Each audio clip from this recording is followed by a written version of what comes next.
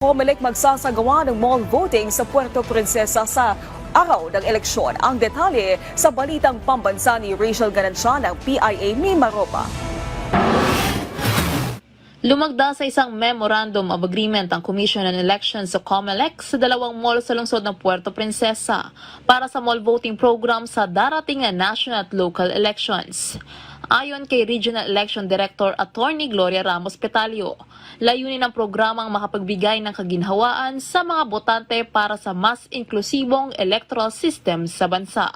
Ang lungsod ng Puerto Princesa ang nag-iisa sa rehiyon ng Mimaropa na magsasagawa ng mall voting sa eleksyon sa ika-12 ng Mayo. Idadaos ang mall voting sa NCC malls para sa Barangay Manggahan na may isang clustered precinct at 754 na botante.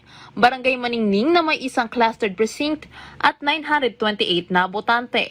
At Tanglao na may dalawang clustered precinct at 1,245 na botante. Samantala, ang dalawang clustered precinct ng Barangay Mandaragat na may kabuwang 1,661 na botante ang nasa SM City, Puerto Princesa. Ayon kay SM City Puerto Princesa Mall Manager Mayja Saliente, ang kasunduan ay pagsuporta rin sa magkahalintulad na layon na ilapit ang mga serbisyo sa publiko lalo na sa mga vulnerableng miyembro ng lipunan. Nakaalalay rin ang komisyon sa kritikal na papel ng mga electoral board bilang mga frontliner na haharap sa mga botante at automated counting machines sa araw ng botohan.